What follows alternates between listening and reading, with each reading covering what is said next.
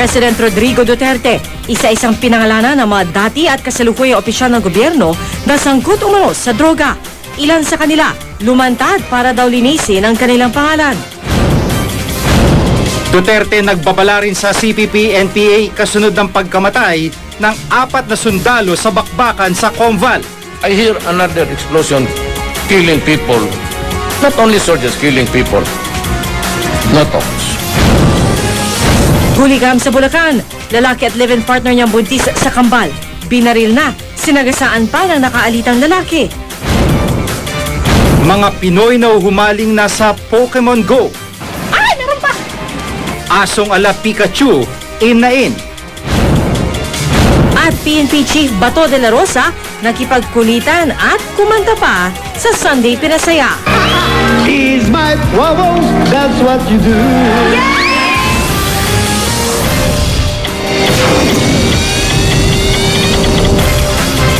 Magandang gabi po. Pinangalanan na ni Pangulong Rodrigo Duterte ang mahigit 150 dati at kasalukuyang opisyal ng gobyerno na sangkot umano sa iligal na droga at kabilang dyan ang ilang mayor, hukom at pulis. Babala sa kanila ng Pangulo, sumuko sa loob ng 24 oras o ipapatugis sila sa mga otoridad. Nakatutok si Ian Cruz. Matapos makiramay sa pamilya ng 4 na sundalong napatay ng New People's Army sa Compostela Valley, pinasa ni Pangulong Duterte ang talaan ng mahigit 150 tao sa gobyerno na sangkot daw sa iligal na droga. 52 na kasalukuyan at dating mayor at vice mayor mula Luzon, Visayas at Mindanao ang nasa listahan. May 3 congressman at 1 board member. 75 naman ang aktibo at retiradong law enforcement officers mula sa iba't ibang panig din ng Pilipinas. May binanggit ding 8 hukom. Kaya nagmabot tayo ng 600,000. Buong Pilipinas kasi may naglaro. How is it that is in this magnitude? It is because government personnel were into it. Maaring maharap sa kasong administratibo at kriminal ang mga napangalanan. Lahat daw may garantiya ng due process. Yung due process has nothing to do with my mouth.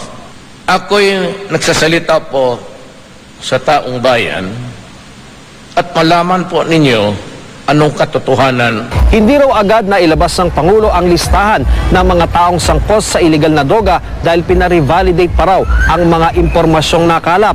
Ang ilan nga raw sa mga pinangalanan, kaibigan pa ng Pangulo.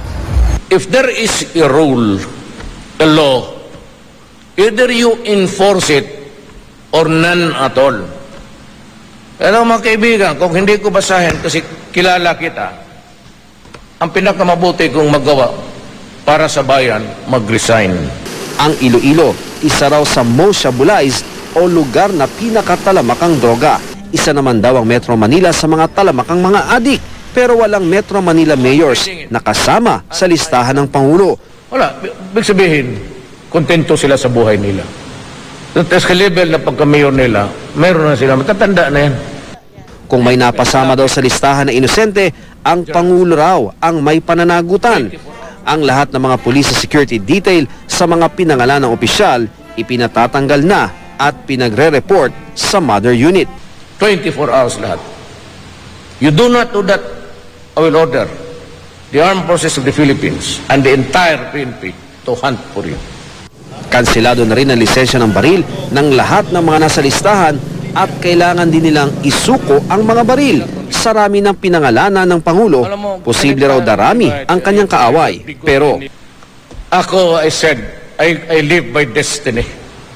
Kung panahon ko na, panahon ko na. Wala akong pakialam kung barilin mo ako sa likod ko. Mula sa Davao City, Ian Cruz, nakatutok, 24 oras. Sunod-sunod namang lumutang ang ilan sa mga dati at kasalukuyang opisyal ng gobyerno na pinangalanan ni President Duterte. Lahat sila lumatad daw para linisin ang kanilang pangalan. Kasama na riyan ang 8 mayor, kabilang ang 5 taga Maguindanao, 4 na dating mayor sa Cebu, Lanao del Sur, Abra at Laguna, at 3 kasalukuyang vice mayor sa Maguindanao. Iimbestigahan ng DILG ang mga opisyal ng lokal na pamahalaan na binanggit ni Pangulong Duterte sa kanyang drug list. Inatasan na raw ni DILG Secretary Mike Sueno ang legal department ng ahensya sa paghahanda ng mga kaso. Ayon kay Sueno, kulang pa ang nasa listahan ni Pangulong Duterte at may kasunod pa raw ito kung saan kasama mga gobernador at mga kapitan ng barangay. May mga suspect din daw mula sa Metro Manila. Papaimbestigahan naman ni PNP Chief Ronald De La Rosa ang mga pulis na pinangalanan ni Duterte. Wala pang pahayag ang Korte Suprema kaugnay ng mga hukom na sangkot umano sa illegal na droga.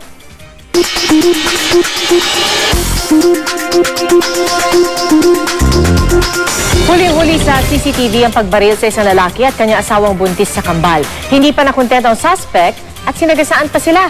Nakatutok si Steve Dailisa. Sa kuha ng CCTV camera, makikitang nauna naglakad palabas ng Barangay Hall ng Minuyan, San Jose del Monte, Bulacan, si Jessie Tolero at kinakasama niyang si Dave Abelio pasado alas 12 ng tanghali nitong Biyernes. Ang kasunod nilang si Alan Contreras alias Long Hair, walang kaabog-abog na binaril sa ulo si Abelio. Napatakip ng tenga si Tolero, nasunod naman binaril din sa ulo ni Contreras. Nagawa pang balikan ng sospek ang nakaparada niyang motorsiklo at ginulungan ng ulo ng isa sa mga biktima bago humarunot palayo. Dead on the spot sina Abelio at Tolero na 7 buwang buntis sa Kambal. 3 beses na nagharap dito sa barangay ang mga biktima at ang sospek. Inireklamo kasi ng mga biktima ang sospek ng pananakit at pagpapaputok ng baril. Bago mangyari ang insidente nitong Biyernes, naitakda pa ang susunod dapat nilang pagharap sa August 12. May nagsabi na yung kuya ko daw na na nagturo na at nakakita na si Alan nga daw ang kumuha ng motor sa tapat ng San Pedro. Yung last hearing nung napatay, sabi ng suspect, 5,000 lang ang kaya ko. Ngayon, kung hindi daw niya kaya 30,000, tutuloy na lang ng mag-asawa yung kaso. 2 basyo ng kalibre 45 baril ang na-recover sa crime scene. Barbero raw ang suspect pero sa mga litrato niya sa Facebook may hawak siyang iba't ibang kalibre ng baril. Bago i-deactivate ang Facebook, nag-post pa ito na nasa isang mall daw sa Tagum City, Davao del Norte.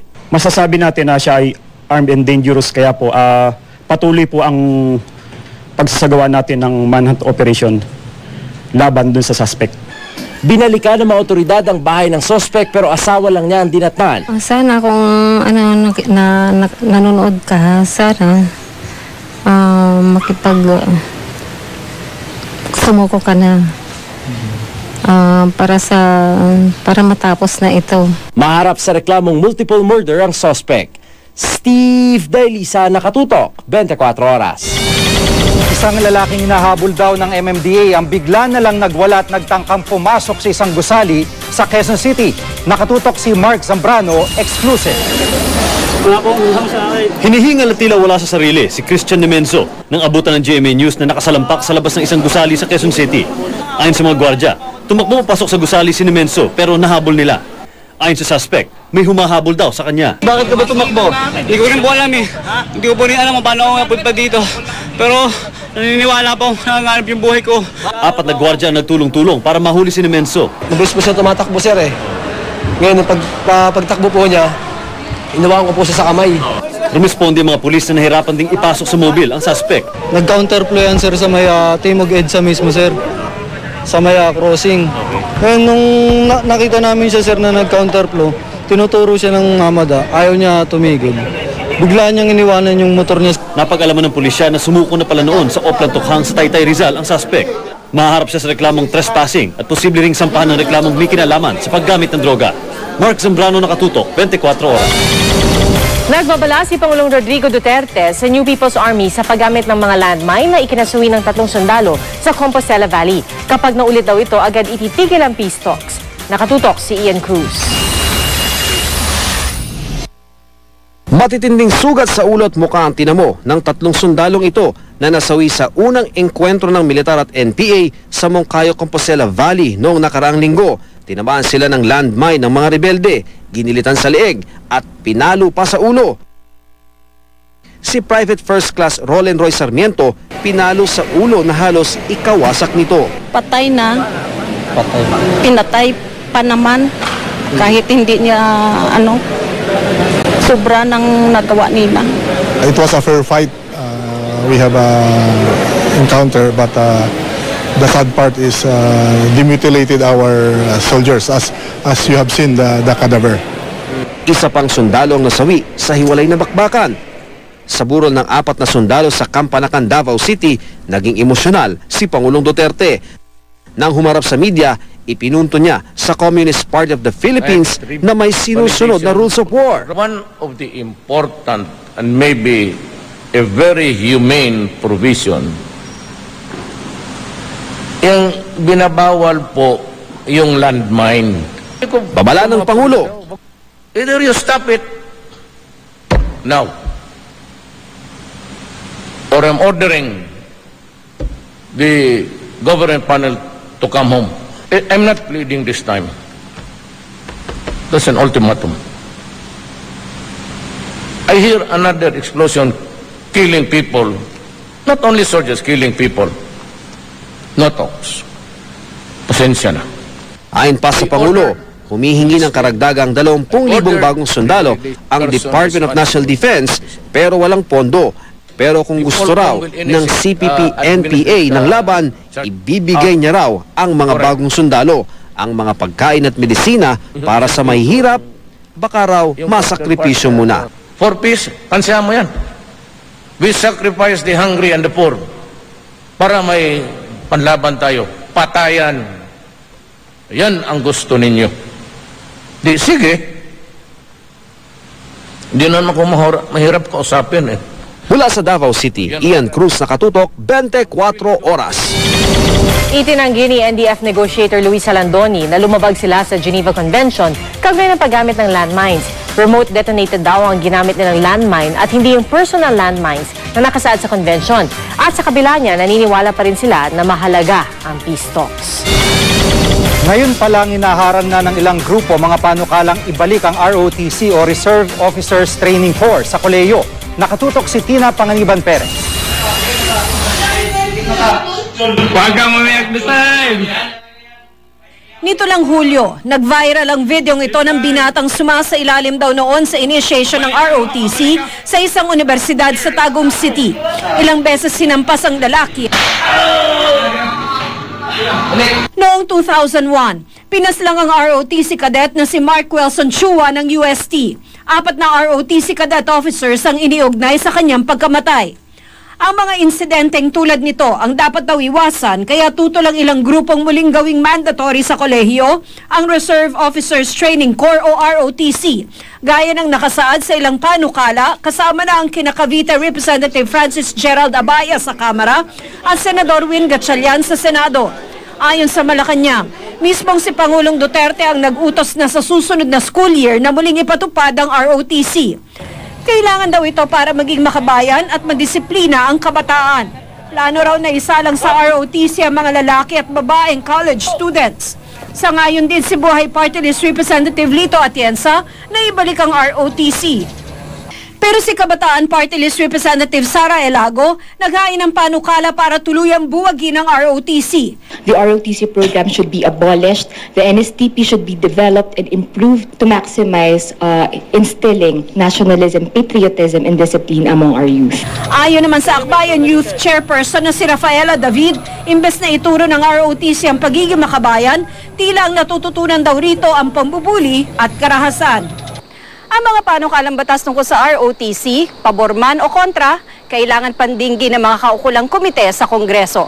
Tina Panganiban Perez, nakatutok, 24 oras. Susunod! Viral na to. Kalsada sa Bacoor, Cavite, bakit kaya tinawag na Road to Hell? Reyna ng katatakutan na si Lilia Contapay na nanawagan ng tulong dahil sa sakit. At sa gitna ng Pokemon Go fever, ilang celebrity pinagmukhang Pokemon ang sarili. Yan at iba pa sa pagbabalik ng 24 Oras Weekend.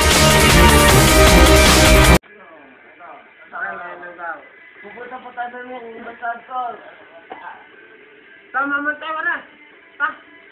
Alis na ito na. Tama man tayo. Nga pala, mamamatay tayo nila para doon. Wala na ilo. Sige, balik kasama si Gabal. Tayo apat. Bambata! Tama mo ko. Anong puta ng talo? Mamamante nga! Yung puta para, hindi pa alam sa'yo. Malakas ang tama natin niya. Tangali. Pupunta tayo sa Adcon, maaga tayo pupunta. Matulog ka lang. Lulubog tayo, dami natin. Kautat mo niya parang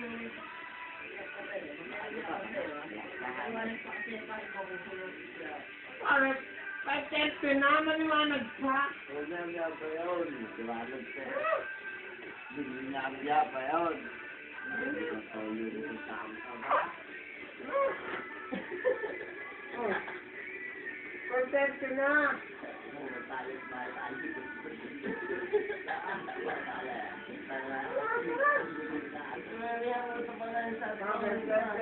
Para maaga. Gusto ni Gami pa. Ano pwesta? Nasa ano pwesta?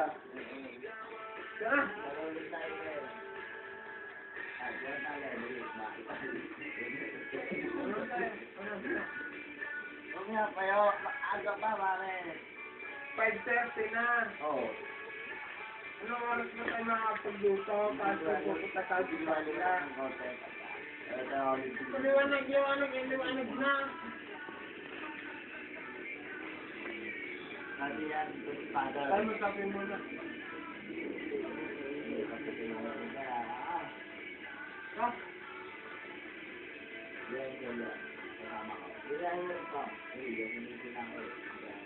Magkakape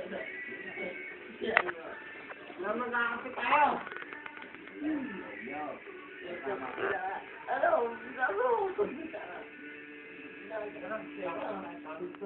Ano na ang oras na tanga? 5:30. Binata yan.